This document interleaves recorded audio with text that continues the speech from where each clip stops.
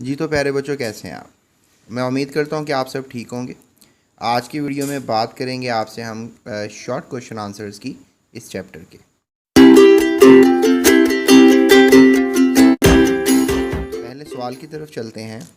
पहले सवाल में ये सवाल किया जा रहा है कि व्हाट आर इकोलॉजिकल पैरामिड्स। ये जो आपने चैप्टर है आपका इकोलॉजी, इसमें जो हैं वो पैरामिड्स होते हैं। पैरामिड से मुराद ये है कि जो भी जानदार होते हैं उनका एक पैरामिड होता है। जैसे आपने देखा होगा कि जो मिस्र है, ये एक मुल्क है, इजिप्ट कहते हैं इसको इंग्लिश में। वहाँ पे बड़े पुराने कदीम जो हैं पिरामिड्स हैं। तो यहाँ पे भी आपको एक अब ये पिरामिड सा नज़र आ रहा है और इसमें बताया ये जा रहा है कि बहुत से जो पौधे होते हैं वो ज़्यादा होते हैं और ज़्यादा होने की वजह से इनको जो है वो बॉटम में रखा गया है, यानी कि सबसे निचली सतह में रखा गया है, क्योंकि इनकी तादाद सबसे ज़्यादा होती है। जबकि ऐसे जानदार जो कि डेफिनेटली जो ग्रास वगैरह पे खाना पीना करते हैं, ऐसे जानदार जो हैं उनकी तादाद कम होती है, क्योंकि डेफिनेटली ख़ुराक ज़्यादा होगी और ख़ुराक को खाने वाले कम होंगे। लेकिन इससे भी इंटरेस्टिंग फैक्ट ये है कि इनको, जैसे खरगोश और आपको हिरन यहाँ पे नज़र आ रहा है, इसको भी आप कह लें कि जो खाने वाले जानदार हैं वो और कम होंगे, क्योंकि वो जानवरों को खाते हैं। तो डेफिनेटली अब ये वाले जानवर जो कि सब्ज़ी खाते हैं यानी ग्रीनरी खाते हैं, तो ये कह लें कि जानदारों की तादाद जो है जितनी भी है, लेकिन जो इन जानदारों को खाते हैं उनकी तादाद और कम हो जाएगी। तो आप एक रूटीन देख रहे हैं कि पिरामिड में ऊपर की तरफ जाते हुए जानदारों में कमी आती जा रही है। और डेफिनेटली ये अब आपको यहाँ पर एक भेड़िया नज़र आ रहा है। तो जो भेड़िया है उसको शेर खा जाता है शिकार करके। तो शेर जो है वो पिरामिड में सबसे ऊपरी सतह पे है, सबसे टॉप पे है। तो इसलिए इनकी तादाद, शेरों की तादाद सबसे कम होगी। आपको पता है पूरी दुनिया में शेर वैसे भी कम ही होते हैं। तो सबसे नीचे जो पिरामिड्स में जानदार आ रहे हैं, इसको हम इकोलॉजिकल पिरामिड कहते हैं और इसमें ये प्रोड्यूसर्स कहलाएंगे। उसके बाद आने वाले जानदार जो होंगे वो हर्बीवोर्स कहलाएंगे और उसके बाद आने वाले जो जानदार होंगे उनको हम प्राइमरी कार्निवोर्स कहेंगे। कार्निवोर्स गोश्त खोरों को कहते हैं। हर्बीवोर्स याद रखिएगा, हर्ब से लफ्ज़ है। और इस तरह के जानदारों को जो सब्ज़ी खाते हैं उनको हर्बीवोर्स कह सकते हैं। और इंटरेस्टिंग फैक्ट ये है कि जो इंसान होते हैं वो हर्बीवोर्स भी होते हैं और कार्निवोर्स भी होते हैं, क्योंकि वो सब्ज़ी भी खा लेते हैं और गोश्त भी खा लेते हैं, जैसे मुर्गी वगैरह का गोश्त। तो आप ये कह सकते हैं कि जो कार्निवोर्स हैं उनके ऊपर भी कार्निवोर्स ही आ रहे हैं।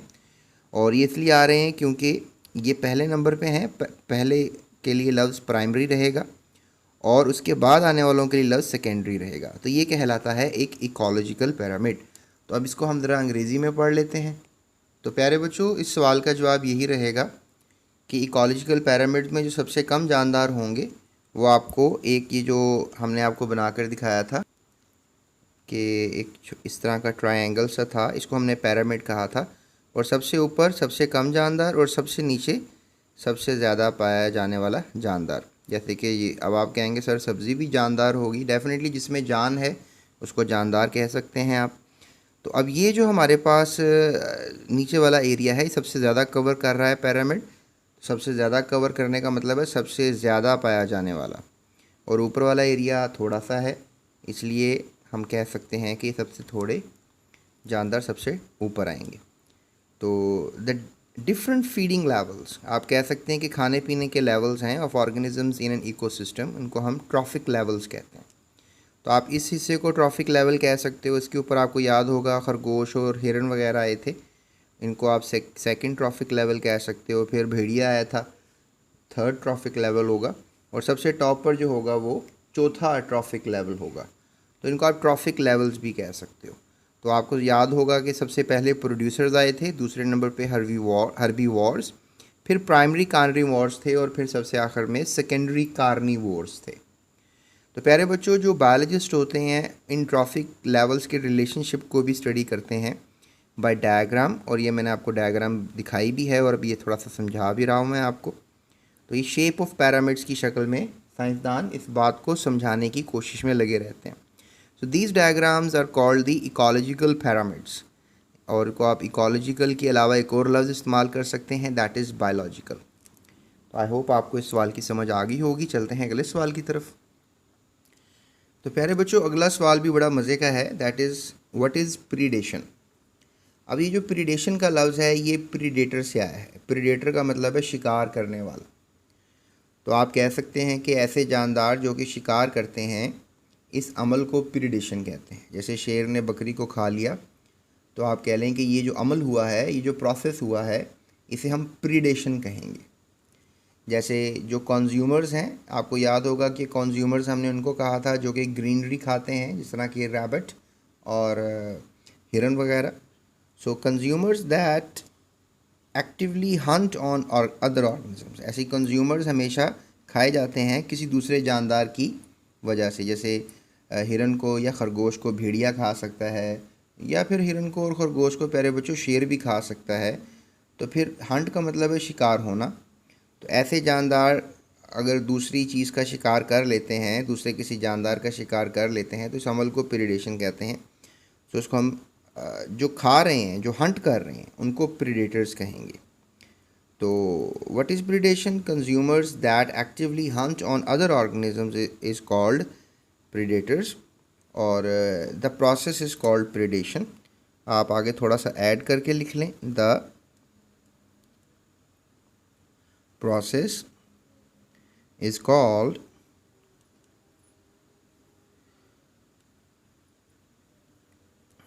प्रीडेशन।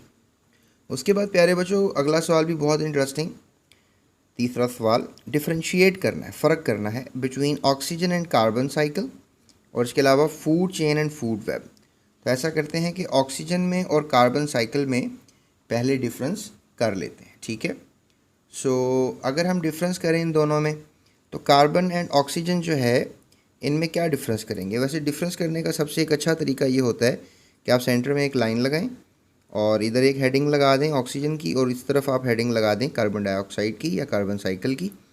तो इस तरह से डिफरेंस अच्छा हो जाता है। लेकिन आप पैराग्राफ भी लिख सकते हैं, carbon and oxygen are two elements. आपको पता है कि कार्बन का, चले मैं आपको सिंबल बता देता हूँ, आपको पता भी होगा, और ऑक्सीजन का सिंबल जो है वो ओ होता है, ठीक है। So carbon and oxygen are two elements that are essential. Essential का मतलब होता है ज़रूरी, ठीक है। अब अगर आपने अच्छा सा याद करना है तो प्यारे बच्चों आपको मीनिंग्स आने चाहिए। लिहाजा carbon and oxygen are two elements that are essential to life, यानी ज़िंदगी के लिए जो ज़रूरी एलिमेंट्स हैं वो ऑक्सीजन हैं और कार्बन हैं। So they are naturally present in the atmosphere. अब आपका जो ज़मीन है उसके गिर्द जितनी भी आबो हवा है, इसको हम एटमॉस्फेयर कहते हैं। और इसमें आपको कार्बन डाइऑक्साइड ऑक्साइड की शक्ल में और ऑक्सीजन की शक्ल में आपको क्या मिलेंगे? ये एलिमेंट्स गैसेस की शक्ल में मिलेंगे। So in the form of carbon dioxide and oxygen gases. So they constantly, constantly का मतलब होता है लगातार, ठीक है। कॉन्स्टेंटली का मतलब क्या होता है? लगातार, यानी ये लगातार सर्कुलेट। सर्कुलेट का मतलब है कि कभी ये कार्बन डाइऑक्साइड ज़मीन पे आ जाती है और कभी वापस हवा में आ जाती है। ये जो पौधे होते हैं उसको ज़मीन पर ले आते हैं, अपने अंदर जज़ब कर लेते हैं, और फिर जब पौधे जानदार खाते हैं तो वो कार्बन डाइऑक्साइड को वापस हवा में छोड़ देते हैं। सो इस तरीके से क्या होता है कि एनवायरनमेंट में इनका चक्कर लगता रहता है, यानी कि एनवायरनमेंट से दरख्तों में, दरख्तों से जानदारों में, जानदारों से वापस हवा में चले जाते हैं। सो इस तरीके से प्यारे बच्चों जो हमारा माहौल है, एनवायरनमेंट है, इसमें इनका सर्कुलेशन होता है। So and living organisms in a cyclic way. तो ये बात उन्होंने आगे लिख दी कि जानदारों में और एनवायरनमेंट में इसका एक सर्कुलेशन होता है कंस्टेंटली। कंस्टेंटली का मतलब लगातार ऐसा होता रहता है। जब से ये दुनिया बनी और जानदार पैदा हुए तब से ही चलता आ रहा है कि ऑक्सीजन, अब आप ऑक्सीजन की भी बात कर लो थोड़ा सा, कि ऑक्सीजन भी जो है आप कह लो कि जो जानदार हैं वो अपने अंदर ले जाते हैं, और जानदार जब आप कह लो कि जैसे पौधे हैं, पौधे ऑक्सीजन को बाहर छोड़ देते हैं और फिर जानदार अपने अंदर ले जाते हैं, और जानदार जब मर जाते हैं तो फिर वो ज़मीन में आप कह लो कि जज़्ब हो जाते हैं, और फिर पौधे दोबारा उनको जज़ब कर लेते हैं, और इस तरीके से आप कह लो कि ऑक्सीजन वापस हवा में आ जाती है। तो ऑक्सीजन का भी एक सर्कल लगता है, एक चक्कर लगता है, सर्कुलेशन होता है, ठीक है। और कार्बन डाइऑक्साइड का भी सर्कुलेशन होता है। तो ये डिफरेंस आपको थोड़ा बहुत समझ में आ गया होगा कि कार्बन डाइऑक्साइड भी हवा से, एनवायरनमेंट से किसी जानदार में जाती है और फिर जानदार से वापस हवा में आती है। और इस तरह से ऑक्सीजन भी हवा से जानदार में जाती है और जानदार से वापस हवा में आ जाती है। तो प्यारे बच्चों, इस तरीके से इसका होता है चक्कर, कार्बन चक्कर या फिर ऑक्सीजन चक्कर, या आप इंग्लिश में बोल सकते हो कार्बन साइकिल और ऑक्सीजन साइकिल। आई होप आपको समझ में आ गया होगा। और इस वीडियो को आप थोड़ा सा पीछे करके दोबारा देखें, आपको तो मेरी वीडियो के दौरान ही सारे सवाल याद हो जाएंगे। चलें अगला सवाल करते हैं, इसका जो दूसरा हिस्सा है, पार्ट बी। अगला सवाल है कि food chain and food web, इसमें अब क्या फ़र्क होता है। अब प्यारे बच्चों, फूड चेन और फूड वेब को समझना इतना आसान नहीं है, लेकिन मैं आपको बड़े आसान से तरीके से समझा देता हूँ। जैसे जैसे आपको नज़र आ रहा है कि आपको यहाँ पे एक पौधा नज़र आ रहा है। अब पौधे को खा लिया खरगोश ने, ठीक है। अब सीक्वेंस को आपने चेक करना है जो मैंने यहाँ पे आपको बताना है। पौधे को किसने खा लिया? खरगोश ने। और खरगोश को खा लिया फॉक्स ने, लोमड़ी ने। और लोमड़ी को शेर खा गया। एक आपको लाइन बनती हुई नज़र आ रही ना प्यारे बच्चों। अब ये लाइन ही समझाती है एक चेन। देखो ना, चेन आपने कभी पहनी होगी, है ना। चेन ऐसी होती है ना, जो लाइन में सर्कल्स आपस में जुड़े हुए होते हैं। तो ये भी एक चेन है कि पौधे ने, खरगोश ने पौधा खाया, फॉक्स ने खरगोश खाया, लायन ने फॉक्स को खा लिया। तो ये एक चेन बन जाती है। और देखो ये खाना पीना हो रहा है, इसमें कोई चीज़ खाई जा रही है, तो इसको हम कहेंगे फूड चेन। तो आई होप आपको ये बात याद हो गई होगी। अभी थोड़ी देर पहले मैंने जो पहला सवाल करवाया था उसमें बताया था ना कि जो पौधे होते हैं उनको आप प्रोड्यूसर्स कहते हैं, और जो खरगोश होता है वो हर्बीवोर होता है क्योंकि वो पौधे खा रहा है। और हर्बीवोर जो है उसको आप कंज्यूमर भी कह सकते हैं, ठीक है।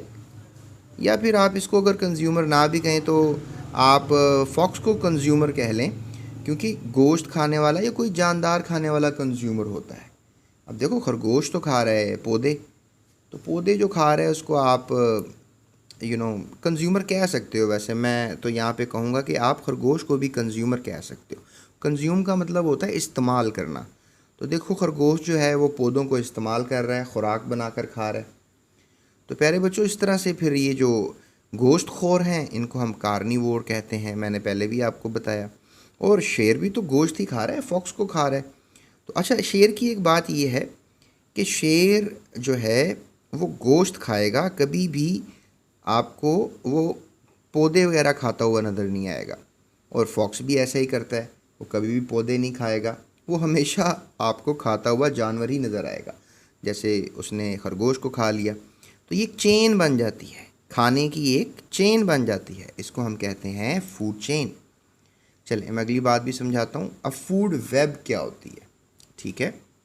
तो प्यारे बच्चों, फूड वेब क्या होती है कि बहुत सी फूड चेन्स जो होती हैं वो फूड चेन्स मिलकर फूड वेब बनाती हैं। जैसे अब मैं आपको समझाता हूँ।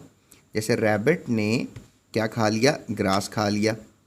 और फिर ग्रास जब रैबिट ने खा लिया तो रैबिट को भी तो कोई खाएगा ना। अब रैबिट को कौन खा गया? फॉक्स खा गया। अच्छा, ये एक बन गई फूड चेन, यानी ग्रास, रैबिट और फॉक्स। लेकिन प्यारे बच्चों, ये ज़रूरी तो नहीं कि रैबिट सिर्फ फॉक्स ही रैबिट को खाता है। कभी कभी तो जो हॉक है, ईगल है, यानी एक परिंदा है, ये उड़ता है हवा में, गोश्तखोर परिंदा है, तो ये भी तो रैबिट को खा लेता है। तो ये भी एक चेन बन गई ना। ये देखें, पौधे, रैबिट और यहाँ से हॉक।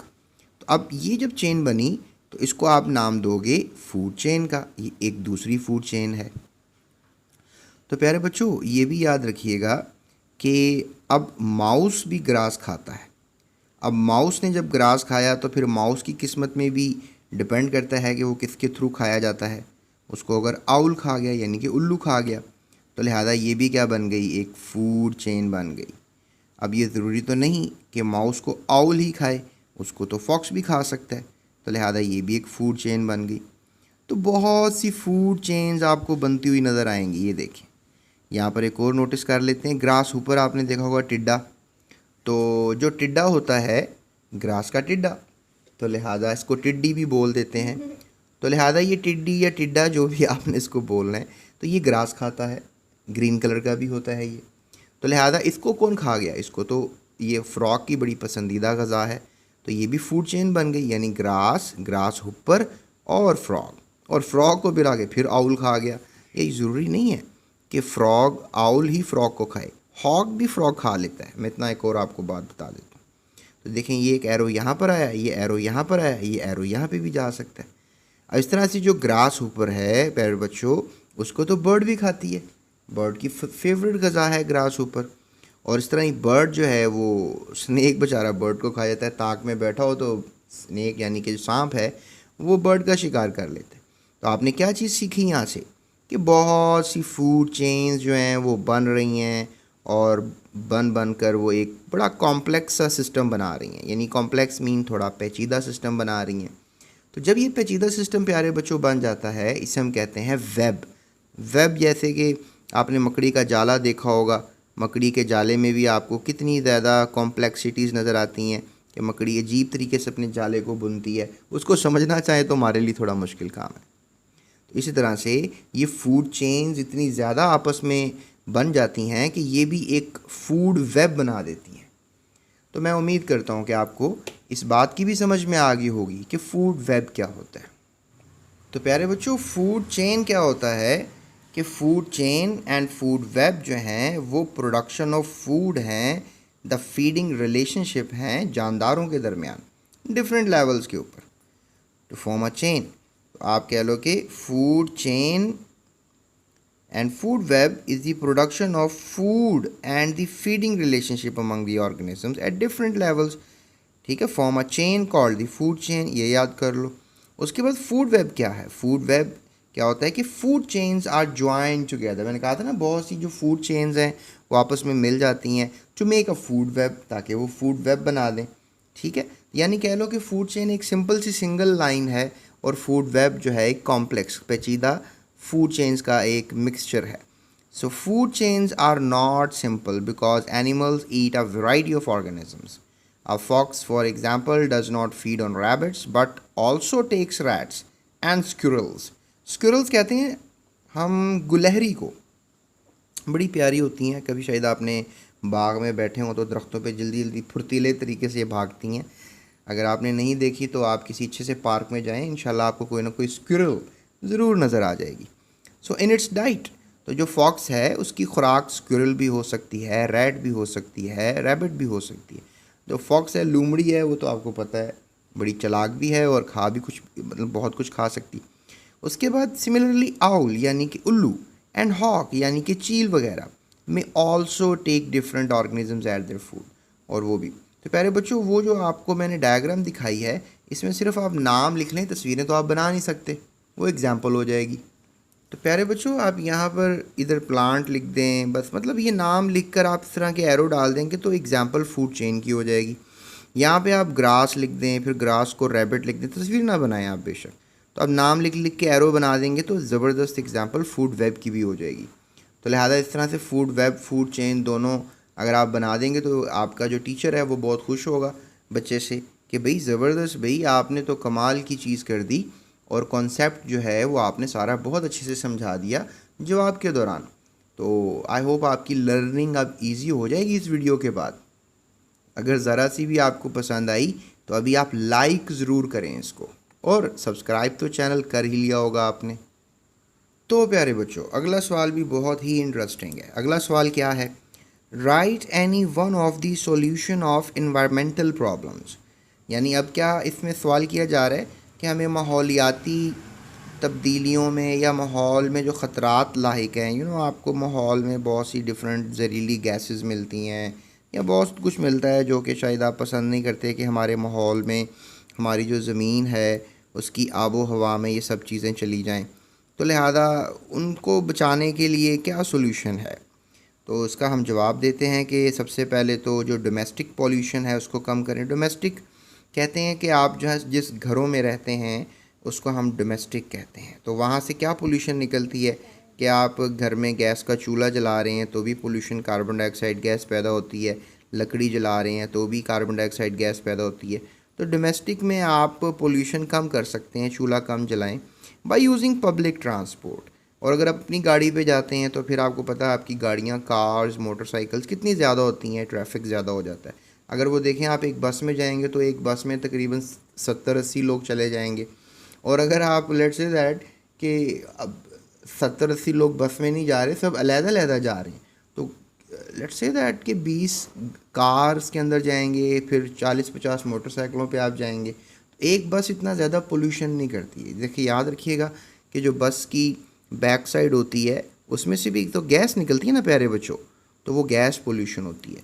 तो लिहाजा बसों का इस्तेमाल करना चाहिए। वो कह रहे हैं इससे जो पोल्यूशन है वो कंट्रोल होती है, रिड्यूस होती है, और इस तरह हमें एनवायरमेंटल प्रॉब्लम का हल मिलता है।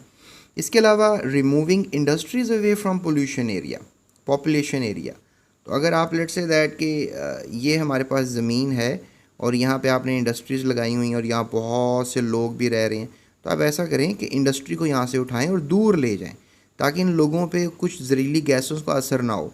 क्योंकि अगर इंडस्ट्री भी यहाँ होगी और लोग भी यहाँ रह रहे होंगे तो फिर प्यारे बच्चों उस इंडस्ट्री की वजह से लोगों पर बुरे असरात होंगे, और बेचारे जो लोग हैं उनको बीमारियाँ हो सकती हैं ना, सांस की बीमारियाँ और डिफरेंट बीमारियाँ हो सकती हैं। So by following 4R strategies of reduce reuse and recycle, ठीक है। सो प्यारे बच्चों रीफ्यूज़ यहाँ लिखा है, इसको देख लीजिएगा आप, मेरा ख्याल है यहाँ कुछ और भी आ सकता है, पर अगर यही है तो ठीक है, नहीं तो आप कमेंट कर सकते हो। फिर रीड्यूस, रीयूज़ एंड रीसाइकल। उसके बाद हमारे पास एक और तरीका है, दैट इज़ द फिफ्थ तरीका। फोर्थ के बाद ये फिफ्थ लगा लें यहाँ पे, बाय प्लांटेशन, यानी आप पौधे लगाएं तो भी पोल्यूशन कम होती है। कार्बन डाइऑक्साइड को पौधे अपने अंदर ले लेते हैं, जिसकी वजह से हवा में कार्बन डाइऑक्साइड का तनासुब कम हो जाता है। उसके अलावा छठा तरीका जो है वो बाय प्रोटेक्टिंग इंडेंजर्ड स्पीशीज़, यानी कि आप बचा सकते हैं इंडेंजर्ड स्पीशीज़ को। जैसे कि हमारे इस मुल्क में मैं आपको 3 जानदारों के नाम बताता हूँ, हुबारा बस्टर्ड, इसके अलावा मार्को पोलो शीप, और इसके अलावा हमारे पास एक और जानदार है दैट इज़ इंडस डॉल्फिन, ठीक है। तो ये सब जानदार ऐसे हैं जो कि हमारी इस पाकिस्तान से ख़त्म हो रहे हैं, अभी ख़त्म नहीं हुए। इंडेंजर्ड का मतलब है अभी ख़त्म नहीं हुए, ख़त्म हो रहे हैं, थोड़ी सी तादाद रह गई है इनकी। तो अगर आप इनको भी बचा लेंगे तब भी आपके एनवायरनमेंट को थोड़ा सा प्रॉब्लम जो है वो हो रहा है वो कम हो जाएगा ना। आप इंडेंजर्ड स्पीशीज़ ख़त्म हो गई तो उनके भी फ़ायदे होते हैं। हर किसी जानदार का अल्लाह ताला ने कोई ना कोई फ़ायदा बनाया है, तो अगर आप किसी जानदार को कम कर दोगे तो फिर वो तो ख़त्म हो जाएगा बेचारा। जैसे आपको याद होगा डायनासोर्स होते थे, लेकिन अब तो पूरी दुनिया में वो कहीं भी नहीं मिलते, तो वो ख़त्म हो गए हुए हैं। तो इस तरह ही मैं आपको एक और परिंदे का नाम बताता हूँ, डोडो। आप अभी गूगल कीजिएगा इसको, डोडो को। तो डोडो भी जो है वो बड़ा ज़बरदस्त परिंदा था जो कि अब इस दुनिया से चला गया है, ख़त्म हो गया।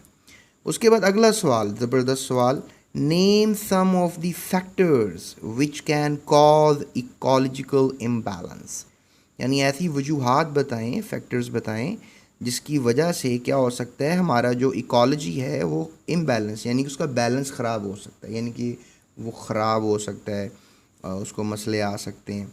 तो इकोलॉजिकल इम्बैलेंस क्या होता है, हमने इस चीज़ को देखना है, ठीक है। So let's talk about it.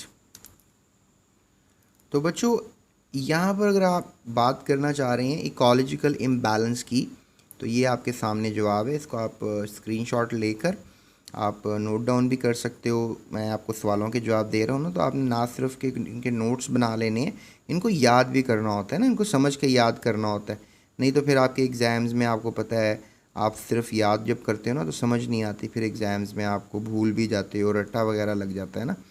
तो फिर मैं इसलिए समझा रहा हूँ आपको, तो इसलिए समझ भी रहे होगे आप। तो introduction of new species in an ecosystem, over hunting, migration, ये वजूहात हैं कि हमारा जो इकोलॉजिकल इम्बैलेंस आता है। जैसे पाकिस्तान का एक इकोसिस्टम है, इंडिया का है, अफ़गानिस्तान, चाइना, ईरान का है, तो ऑस्ट्रेलिया का है। तो सब में से जानदार जब इधर से उधर जाते हैं तो फिर मसला पैदा होता है। तो ये है इंट्रोडक्शन ऑफ न्यू स्पीशीज़, इससे इकोलॉजिकल इम्बैलेंस आता है। यानी कि ऑस्ट्रेलिया में एक पौधा था यूकलिप्टस, तो वो हमने क्या किया, वो हमने पाकिस्तान में ले आए। तो वहाँ पे तो इतना ज़्यादा पानी है तो इतना मसला नहीं होता, यूकलिप्टस पानी उठा उठा के हवा में फेंक देता है, तो वहाँ तो पानी नीचे ज़मीन में काफ़ी है। लेकिन यूकलिप्टस पौधा, इसको हम उर्दू में सफ़ेदा भी कहते हैं, तो ये जब पाकिस्तान लाए तो पाकिस्तान में आपको पता है कि बहुत से सफ़ेदे के पौधे लगाए, तो जिससे पानी अब पाकिस्तान में तो उतना नहीं ना जितना ऑस्ट्रेलिया में, तो फिर वो पानी जो है वो हवा में चला गया, पानी जो है पाकिस्तानी ज़मीन में कम हो गया।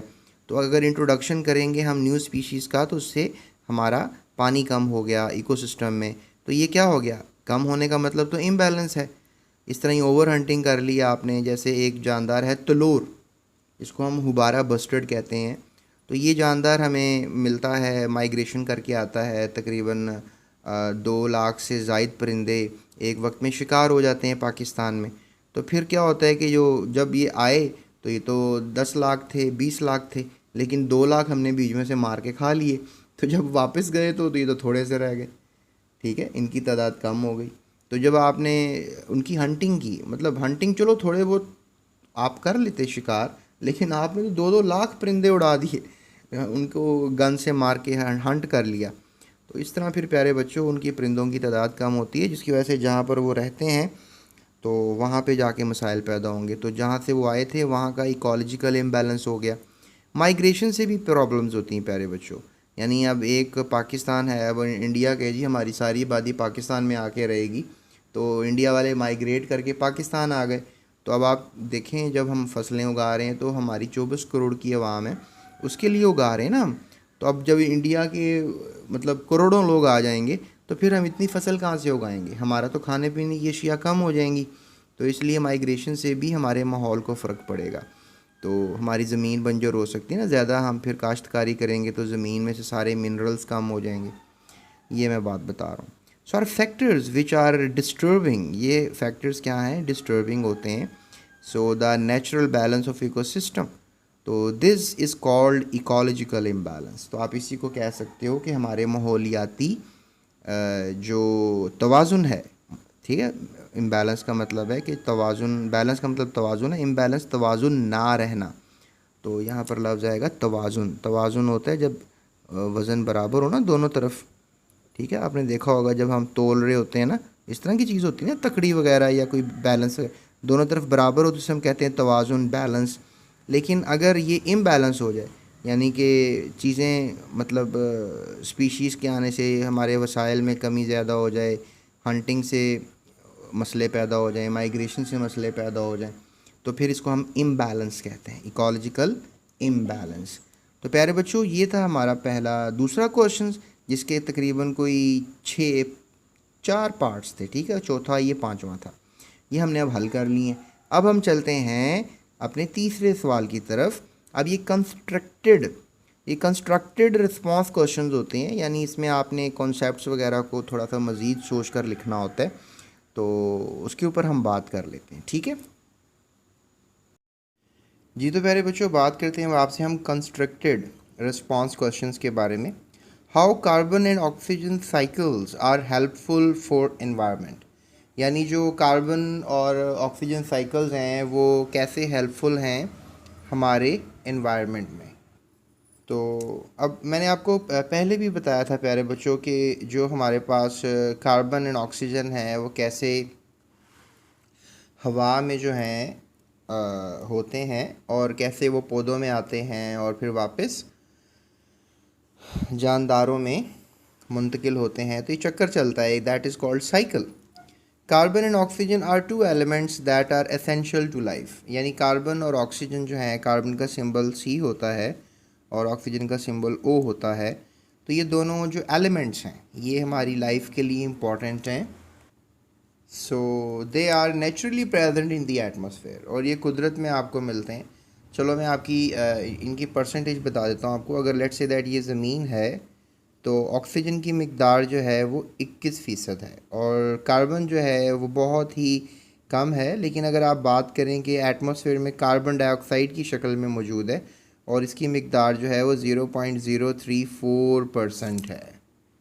तो अब यहाँ पे हम ये बात तो क्लियर हो गई कि कितना मौजूद है कार्बन डाइऑक्साइड और ऑक्सीजन हवा में, ठीक है। सो आगे हम कह सकते हैं कि दे constantly circulate between the environment and the living organisms in a way, यानी कि ये हमेशा से जो हैं क्या करते हैं, ये मूव करते रहते हैं इंसानों में, जानदारों में, दरख्तों में, ठीक है, और कभी जानदारों में आते हैं। आपको पता है कि हम ऑक्सीजन जो है, ऑक्सीजन से सांस लेते हैं, तो ऑक्सीजन हमारी बॉडी में आता है और हम रिलीज़ कर देते हैं कार्बन डाइऑक्साइड। यानी कि जो जानदार हैं जैसे कि इंसान, ये क्या करते हैं, ऑक्सीजन अंदर लेके जाते हैं और कार्बन डाइऑक्साइड बाहर निकाल देते हैं। जबकि जो पौधे हैं प्यारे बच्चों, पौधे जो हैं वो क्या करते हैं, लेट्स से दैट ये ट्री है, तो ये क्या करेगा कि ये ऑक्सीजन को जो है रिलीज़ करेगा, आउट करेगा, और कार्बन डाइऑक्साइड को अंदर लेके जाएगा। तो इस तरह से मतलब पौधे हमारा उल्ट करते हैं कंपैरेटिव टू लिविंग ऑर्गेनिजम्स। उसके बाद ये सवाल हो गया डन, आई होप आपने नोट डाउन कर लिया होगा। अगला सवाल करते हैं, is the sun the main source of energy for life on the earth, explain. तो पहले बच्चों इसका जवाब ये होगा कि yes, the sun is the primary source of energy for life on the earth. कैसे, मतलब प्राइमरी मीन सबसे सबसे ज़्यादा जो एनर्जी है वो ज़मीन पर कौन दे रहा है, वो आपको दे रहा है सन, ठीक है। तो ये कैसे हेल्पफुल है, इसके हम सवाल की जवाब की तरफ चलते हैं। तो सबसे पहले हम ये कहेंगे कि it provides light and heat that transport the growth of the plants and the production of the food via photosynthesis। सबसे पहले तो हम ये कहेंगे कि जो लाइट है उससे क्या होता है, या हीट है उससे क्या मिलता है कि जो पौधे वगैरह होते हैं वो उससे ग्रो करते हैं। तो डेफिनेटली लाइट और हीट जो है वो बहुत इंपॉर्टेंट चीज़ें हैं पौधों के लिए। लाइट भी इम्पॉर्टेंट है पौधों के लिए, और सनलाइट और हीट दोनों इम्पोर्टेंट है। So which is the process by which plants use sunlight to convert carbon dioxide and water into glucose, sugar and oxygen. और फिर पौधे क्या करते हैं कि पौधे जो हैं इस लाइट का इस्तेमाल करके और कार्बन डाइऑक्साइड का इस्तेमाल करके और पानी का इस्तेमाल करके ये क्या बना देते हैं, ग्लूकोज। तो प्यारे बच्चों, और ऑक्सीजन भी बना देते हैं। तो इसके लिए मैं आपके एक इक्वेशन भी देता हूँ, तो यहाँ तक लिखने के बाद आप जो है एक इक्वेशन भी लिख सकते हैं। तो ये इक्वेशन जो आपको मैंने लिख दी है ये आप लिख सकते हैं, और ये बड़ी इंपॉर्टेंट इक्वेशन है। यानी that equation shows the importance of photosynthetic process. ये लिखा हुआ है ना, फोटोसिंथेसिस, उसके लिए ये इक्वेशन आप ब्लैक मार्कर से लिख सकते हैं। So this glucose is then used by plants. और फिर ये ग्लूकोज का फॉर्मूला मैंने लिखा है यहाँ पे। तो ये फिर पौधे भी, मतलब पौधे अपने लिए ग्लूकोज बनाते हैं, वो ये नहीं कि दूसरों के लिए। लेकिन समटाइम्स हम पौधों को खा जाते हैं तो उनका ग्लूकोज भी हम खा जाते हैं, क्योंकि ग्लूकोज एक एनर्जी मॉलिक्यूल है और इसको हम यूज़ करके एनर्जी का इस्तेमाल करते हैं। देखिए, खाना खाए बगैर तो हम ज़िंदा नहीं रह सकते, तो खाने में ग्लूकोज होता है। So organisms as a source of energy. तो दूसरे जानदार या पौधे खुद भी इसी ग्लूकोज जो कि वो सनलाइट से बनाते हैं, और वो बनाते हैं कार्बन डाइऑक्साइड की मदद से, पानी से। तो ये तीन चीज़ें आप यहाँ पर लिख सकते हैं। लाइट, इस एरो के ऊपर आप लाइट भी लिख सकते हैं, और दैट इज़ हाउ आप इस इक्वेशन को लेकर चलेंगे। तो पहला तो हो गया कि सन जो है वो इम्पॉर्टेंट है एनर्जी के लिए। क्यों इम्पॉर्टेंट है? क्योंकि ये हमें ग्लूकोज बना के देता है सन, क्योंकि सनलाइट होगी तो ग्लूकोज बनेगा ना, अगर सनलाइट नहीं होगी तो ग्लूकोज नहीं बनेगा। सो इसके अलावा दूसरे पॉइंट में ये बताया जा रहा है कि जो sun energy also drives water cycle. अब जैसे कि आपको पता है कि समंदर होते हैं, ठीक है, और समंदरों में क्या होता है कि पानी भाप बन जाता है, फिर वो पहाड़ों पे जाके गिरता है बादलों की शक्ल में, और फिर बादल जो है बरसते हैं तो दोबारा पानी बन जाता है, और फिर पानी रेंगता हुआ वापस कहाँ पर आ जाता है, समंदरों में आ जाता है। तो ये अगर ऐसा हो रहा है, इसे हम कहते हैं पानी का चक्कर, यानी वाटर साइकिल। तो अगर ये ऐसा चक्कर लग रहा है, ये सारा का सारा चक्कर चल रहा है, तो ऐसा कैसे पॉसिबल है, ऐसा क्यों हो पा रहा है? तो पहले बच्चों याद रखिएगा, सूरज की रोशनी से ऐसा हो पा रहा है। यानी अगर सूरज हीट देता है, आपने कभी धूप में पानी की प्लेट रखिएगा जाके, तो देखिएगा कुछ घंटे के बाद अगर धूप अच्छी लगी हुई है तो वो प्लेट, पानी जो है ना उसमें कम हो जाएगा, ये सारा का सारा पानी उड़ जाएगा। ये जस्ट बिकॉज कि पानी कहाँ गया, हमने तो प्लेट में पानी रखा था छत के ऊपर, तो वो कहाँ गया पानी? तो दैट इज़ जस्ट बिकॉज कि जो हीट थी, जो सनलाइट थी, उसने क्या किया, उस पानी को उड़ा दिया। ठीक है, तो इस तरह से आपकी जो समंदर हैं, दरिया हैं, सब पानी जो है वो सनलाइट की मदद से उड़ता है और बादल बनते हैं। ठीक है, तो ये आपने बात याद रखनी है। और इस तरह आपको पता है फिर रास्ते में इनको पौधों को पानी मिलता है और फिर लेक्स भर जाती हैं, तो पौधों के सर्वाइवल के लिए ये एक इम्पॉर्टेंट चीज़ है।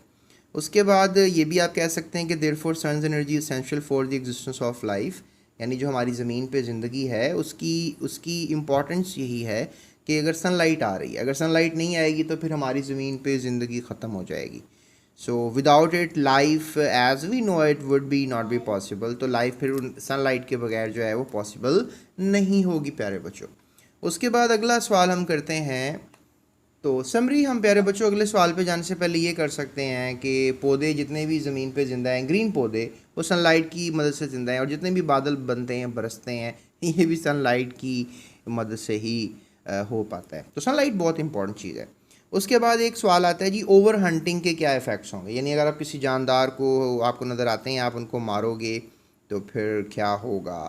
तो प्यारे बच्चों ओवर हंटिंग अच्छी चीज़ नहीं होती। इसको आप कह सकते हैं relentless chase for wild and game animals to kill और कैच देम फॉर इकोनॉमिक और पर्सनल गेन्स और फूड, यानी कि आप बेरहमी से, रिलेंटलेस यानी बेज़रर तरीके से आप जंगली जानदारों को या गेम्स खेलने की मदद से, आते हैं ना कोई लोग शिकार करने के लिए, मछलियों का बेजा शिकार, परिंदों का बेजा शिकार, के किसी जानवर का, जिस तरह मारखोर हमारा पाकिस्तान का कौमी जानवर है, ये पहाड़ों पे बहुत ज़्यादा रहता है, तो वहाँ पर लोग मारखोर का बहुत ज़्यादा शिकार अगर करें तो फिर इसे ओवर हंटिंग कहेंगे, और इससे क्या होगा कि वो जानदार जो है वो उसको प्रॉब्लम होगा। सो excessive hunting can cause extinction in many species, और बहुत ज़्यादा अगर आप हंटिंग करेंगे तो उससे क्या होगा कि बहुत सी स्पीशीज़ को इसका नुकसान होगा। So over hunting of one animal species cause an abundance of the other, यानी कि अगर आप एक जानदार को जब ख़त्म कर देंगे तो फिर इस तरह दूसरे जानदार जो हैं वो बढ़ जाएंगे। जैसे छिपकलियाँ छोटे मोटे कीड़े मकोड़े खाती हैं और आपके जो इकोसिस्टम है इसको बैलेंस करती हैं, तो अगर छिपकलियाँ सारी मार देंगे तो फिर वो छोटे मोटे कीड़े बल्बों के गिर्द घूमते रहेंगे और इतने ज़्यादा हो जाएंगे। कभी कभी आपने देखा होगा कि बरसात के मौसम में छोटे मोटे कीड़े बहुत ज़्यादा बल्बों की तरफ आते हैं, तो लोग जो बल्ब होते हैं उनके ऊपर थोड़ा सा एक खाकी सा पेपर चढ़ा देते हैं ताकि इन कीड़ों से बच सकें। तो अगर आप छिपकलियाँ मार देंगे सारी, उनकी ओवर हंटिंग कर देंगे, तो फिर ये कीड़े कौन खाएगा, तो कीड़े खाएगा नहीं तो इनकी नस्ल बढ़ जाएगी, तो फिर आपके बल्बों पे, आपने कभी कभी मोबाइल फ़ोन यूज़ कर रहे होंगे तो आपके मोबाइल पे मक्खी आ जाती है या कोई कीड़ा मकोड़ा आ जाता है मोबाइल यूज़ करने के दौरान।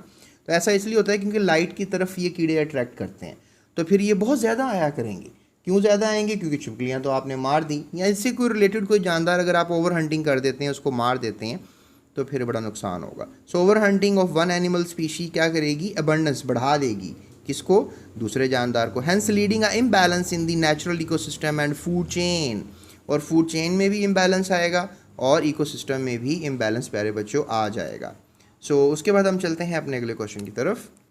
तो प्यारे बच्चों चलते हैं अगले सवाल की तरफ। अगला सवाल जो है वो चौथा सवाल है आपकी किताब का। अब इन्वेस्टिगेट करना है आपने, इन्वेस्टिगेट का मतलब है मालूम करना है कि आखिर क्या हो रहा है हमारी साइंसी दुनिया में। सवाल है कि what would happen if we will not work to reduce the global warming. ज़रा ये पता तो लगाएं, इन्वेस्टिगेट करें कि अगर आप काम नहीं करेंगे ग्लोबल वार्मिंग को कम करने के लिए तो फिर क्या मसाइल पैदा हो सकते हैं। सबसे पहले तो ये सवाल किया जाता है ग्लोबल वार्मिंग क्या होती है। तो प्यारे बच्चों ग्लोबल वार्मिंग ये होती है कि जो कार्बन डाइऑक्साइड गैस है या कोई ऐसी गैसेस हैं जो कि हमारे एटमॉस्फेयर को क्या कर देती हैं, बहुत ज़्यादा गर्म कर देती हैं, जिससे हमारे पहाड़ों की बर्फ़ पिघलना शुरू हो जाती है, जिससे ग्लेशियर्स पिघलना शुरू हो जाते हैं, जो समंदरों में बर्फ़ानी तोदे होते हैं। तो उससे क्या होगा कि वो जब पिघलना शुरू हो जाएंगे तो उससे ये नुकसान होगा कि ज़मीन का जो, आपको जैसे ये भी मैं बता देता हूँ कि ज़मीन के अगर हम 4 हिस्से कर देते हैं, ठीक है, इक्वल 4 हिस्से कर देते हैं, तो उसमें से सिर्फ एक हिस्सा सूखा है यानी ज़मीन है और 3 हिस्से पानी है। तो अगर ये बर्फ़ सारी पिघल जाएगी तो फिर ये सूखा हुआ हिस्सा भी सारा क्या हो जाएगा, पानी पानी, यानी ज़मीन पे सारा पानी आ जाएगा। तो ये पानी क्यों आएगा, ग्लोबल वार्मिंग की वजह से आएगा। तो साइंसदान ये सवाल करते हैं कि आखिर आप ऐसा क्या कर रहे हैं कि ग्लोबल वार्मिंग को रोकें, यानी कि आप तो नहीं चाहते कि सारी ज़मीन पानी से कवर हो जाए। तो इसलिए क्या करेंगे, जो ह्यूमन एक्टिविटीज़ हैं, जैसे आप फ्यूल जलाते हैं तो इससे बहुत सी ग्रीन हाउस गैसेस पैदा होती हैं, जैसे कार्बन डाइऑक्साइड। अब बच्चे सोच रहे होंगे फ्यूल क्या होता है, तो फ्यूल कैरोसिन ऑयल होता है, मट्टी का तेल। जो गैस आपकी चूल्हे में आ रही है वो भी फ्यूल है, जो पेट्रोल आप गाड़ी में डाल के चला रही हैं वो भी फ्यूल है। तो अगर आप ये चीज़ बर्न कर रहे हैं तो एज अ रिज़ल्ट आप कार्बन डाइऑक्साइड को पैदा कर रहे हैं। तो कार्बन डाइऑक्साइड एक ग्रीन हाउस गैस है, तो ये ग्रीन हाउस इफेक्ट करेगी। ग्रीन हाउस इफेक्ट का मतलब है कि ये आपके उस एरिया का टेम्परेचर बढ़ा देगी, ठीक है। जैसे किचन में आपको पता है कि टेम्परेचर ज़्यादा फील होता है, गर्मी ज़्यादा फील होती है, क्योंकि किचन में नमी भी होती है, कार्बन डाइऑक्साइड भी होती है ज़्यादा। बाकी आपके घर के दूसरे हिस्सों में इतनी ज़्यादा गर्मी और हीट नहीं फील करते आप। तो आप सोच लें कि आपके घर में जो है वो ग्लोबल वार्मिंग हो रही है, यानी किचन में।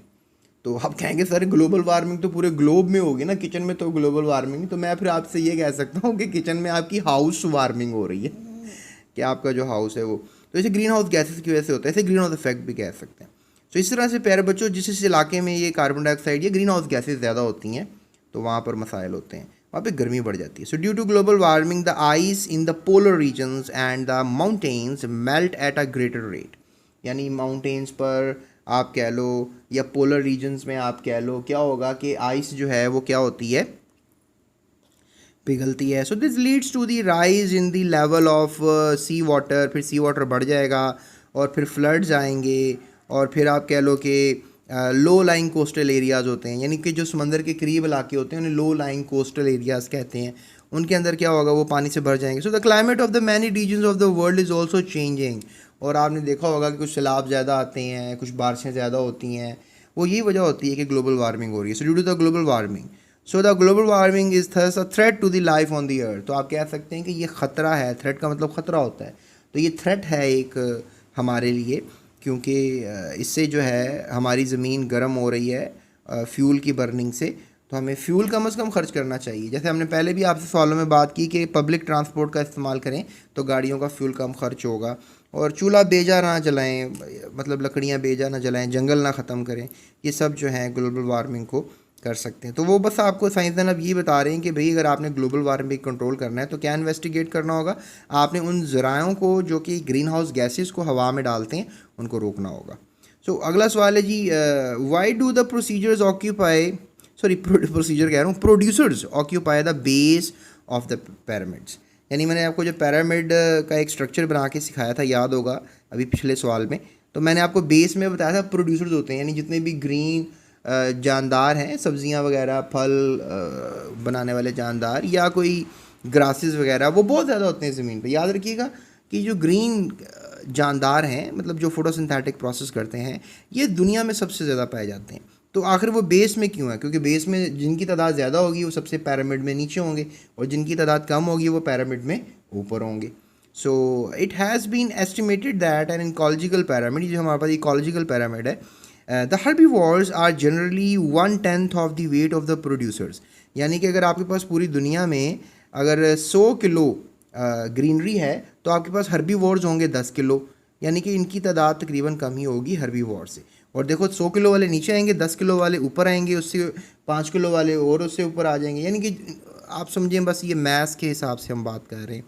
तो उसके बाद the weight of the producer then the carnivores are 1/10 of the weight of the herbivores. अगर अब आपको पता है कि 10 किलो आपके पास क्या है, लेट्स से दैट कि 10 किलो आपके पास मौजूद हैं हर्बीवोर्स, तो फिर आपके पास प्यारे बच्चों 1 किलो जो हैं वो सिर्फ कार्निवोर्स होंगे, ठीक है। सो क्योंकि ये जैसे जैसे आप पैरामिड में ऊपर आते हैं जो जानदार होते हैं वो कम होना शुरू हो जाते हैं। फॉर एग्जांपल प्लांट्स वेइंग, तो plants weighing let's say that यहाँ 1 लाख किलो कह रहे हैं, तो फिर ये फीड कर रहे हैं हर्बीवोर्स, तो हर्बीवोर्स 10,000 किलो होंगे। और फिर 10,000 किलो अगर हर्बीवोर हैं तो फिर जो प्राइमरी कार्निवोर्स हैं, सेकेंडरी कार्निवोर भी कम हो जाएंगे। प्राइमरी कार्निवोर जो हैं 1000 हैं, और इसी तरह फिर डेफिनेटली सेकेंडरी कार्निवोर तो 100 किलो हो जाएंगे। तो एक आइडिया दिया जा रहा है आपको कि कैसे जानदारों की कमी वाक़या होती है पैरामिड में। So all the above data shows the producer occupy the base of the pyramid. जिनका वजन सबसे ज़्यादा होगा पैरामिड में, वही सबसे नीचे आपको ज़्यादा तादाद में मिलेंगे। उसके बाद प्यारे बच्चों हमारा ये आखिरी सवाल है इन्वेस्टिगेशन का। तो यहाँ पे अब हमने करना है जी, हाइपोथेसाइज करना है, एक आपको नज़रिया देना है आपने हमें, that what would happen in the ecosystem if the population of one of the species affected. अगर एक पॉपुलेशन की स्पीशी अफेक्ट करेगी तो आपने बताना है हमें, if the population of one species affected it causes abundance in the natural ecosystem and food chain. ये इसका आंसर होगा। और ये प्रोजेक्ट आपको दिया गया है जी, आपने क्या करना है जी, एक प्लांट को लगाना है आपने। तो कैसे लगाएंगे, अर्थ पॉट ले लें, सॉइल ले लें, और कैटल का मैन्योर ले लें, यानी वो जो गोबर होता है वो ले लें, और सीजनल प्लांट ले लें, इसके कोई सीड ले लें, जैसे खरबूजे के सीड, आम की गिटक, कुछ ऐसा लें और गमले में डाल के उसको ग्रो करने की कोशिश करें। सो देखें क्या रिजल्ट्स आते हैं। तो आपने पॉट लेना है, उसको फिल कर लेना है सॉइल से, और फिर थोड़ा सा मैन्योर भी सॉइल में ऐड कर देना है आपने, मतलब मिक्स कर लें जिस तरह आटे में नमक मिक्स करते हैं। सो इसके बाद so a few seasonal plant seeds into the soil and earthen pot, या आपके पास जो अर्थन पॉट है, मतलब इसको अर्थन पॉट ही बोलेंगे आप, इसमें आप डाल दें सीड, स्प्रिंकल कर दें पानी को ऊपर थोड़ा सा, और place the pot where it can get access to light, और वहाँ जहाँ लाइट होती है वहाँ पर इसको रखें। और 2 हफ्तों के बाद आपको नज़र आएगा वो जो एक सीडलिंग पैदा होगा, यानी सीड का बच्चा, यानी सीड से जो है छोटा सा एक पौधा सा पैदा होगा, उसे हम सीडलिंग कहेंगे। और इस तरीके से फिर right how the project will be helpful in reducing the pollution, और फिर ये बताएं कि अगर आपने ये काम किया है, सीडलिंग पैदा किया है, प्लांट पैदा होगा, तो पोल्यूशन कैसे कंट्रोल करेगा। तो मैंने आपको पहले भी बता दिया था कि जो पौधे होते हैं वो क्या करते हैं, हवा में से कार्बन डाइऑक्साइड को अंदर ले जाते हैं और क्या रिलीज़ करते हैं, ऑक्सीजन को रिलीज़ करते हैं। इस तरह से फिर आपका ये प्रोजेक्ट कामयाब हो जाएगा, आप पार्टिसिपेट कर लेंगे दुनिया में कार्बन डाइऑक्साइड को, ग्रीन हाउस गैस को कम करने के लिए। And I hope so dear students, आपने चैनल सब्सक्राइब कर लिया होगा, हमारी वीडियो आपको पसंद आई होगी। तो अपना ख्याल रखिएगा, चैनल का भी ख्याल रखिएगा, कमेंट ज़रूर कीजिएगा आपको लगी वीडियो कैसी लगी। और ऑनलाइन पढ़ना हो तो आप हमसे डिस्क्रिप्शन में आपको नंबर आ रहा है या स्क्रीन पे आपको नंबर आ रहा है, इस वक्त इस नंबर पे आप हमें व्हाट्सएप कर सकते हैं और हमसे ऑनलाइन पढ़कर बहुत सी एजुकेशन हासिल कर सकते हैं, और हम आपको इंशाल्लाह बेहतरीन पढ़ाएंगे सबसे। अगर आपको ये वीडियो अच्छी लगी है तो अपने दोस्तों के साथ भी शेयर कर दीजिएगा, अपने क्लास फेलोज़ के साथ भी शेयर कर दीजिएगा, और आज आइसक्रीम खा लीजिएगा अगर ठंड है, और अगर गर्मी है फिर तो खाना बनता ही है, क्योंकि आइसक्रीम आपके जिस्म को ठंडा करती है। That's it, thank you so much, अल्लाह हाफ़िज़।